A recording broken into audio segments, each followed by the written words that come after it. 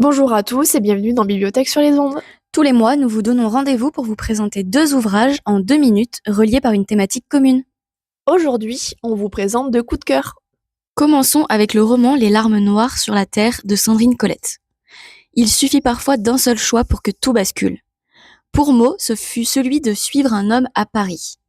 Elle n'avait que 20 ans, toute sa vie devant elle. 6 ans plus tard, la voilà brisée, un nourrisson dans les bras, conduite de force dans un centre d'accueil pour déshérités, surnommé La Casse. Là, dans une ville faite de carcasses de voitures et d'âmes abîmées, chaque être humain se voit attribuer une épave pour logement.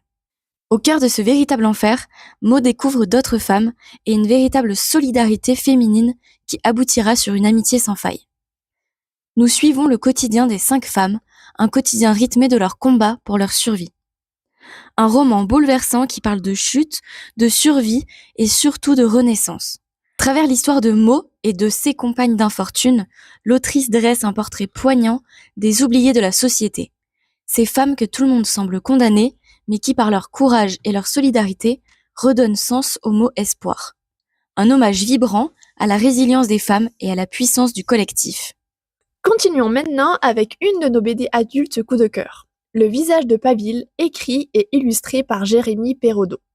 Le début de cette BD fait beaucoup penser au Petit Prince de Saint-Exupéry. Un aviateur, clairement perdu, s'écrase au beau milieu de nulle part et va faire des rencontres incroyables. Malheureusement, Paville, notre personnage principal, ne sera pas aussi bien accueilli qu'Antoine. En effet, nous apprenons rapidement qu'il fait partie des Impériaux, une classe que les habitants du village où il a échoué détestent. Au fur et à mesure de son séjour forcé, il va néanmoins réussir à s'intégrer un peu en aidant le village dans des tâches de la vie de tous les jours. L'histoire aurait pu s'en arrêter là, mais un jour, en explorant les lieux, il découvre un objet très étrange.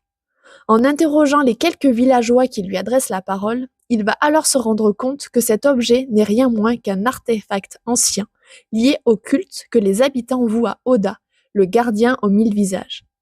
Cette BD est une véritable invitation à la découverte. Ses dessins et ses aplats de couleurs nous font plonger dans ce monde et ce culte mystérieux. Nous vous encourageons vivement à la lire car, on ne vous en dit pas plus pour ne pas vous spoiler, mais la deuxième partie de la BD est vraiment prenante grâce à un retournement de situation inattendu. Merci à tous d'avoir suivi cette vidéo. Si vous souhaitez en savoir plus, n'hésitez pas à consulter la description. Et rendez-vous bientôt pour de nouvelles explorations littéraires.